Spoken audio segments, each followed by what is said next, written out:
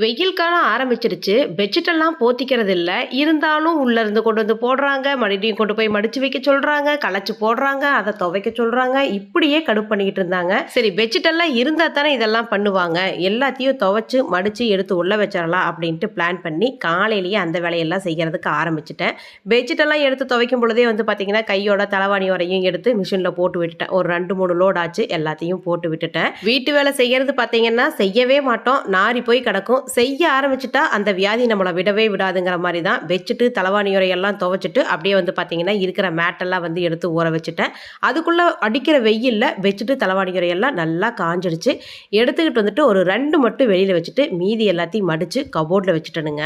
Machine ஒரு 4-5 load ஓடிடுச்சு. சரி இனிமேல் இருக்கிற துணிகளை கையிலேயே துவைச்சிக்கலாம் அப்படின்ட்டு வீட்டுக்கு போடுற துணி எல்லாத்தையும் கையிலேயே துவைச்சி எடுத்துட்டேன். இன்னைக்கு ஃபுல் டே துணி துவைக்கிறதுலையே போயிடுச்சு எனக்கு. ஆனாலும் எல்லா துணியும் துவைச்சி க்ளீன் பண்ணி விட்டுட்டேனுங்க.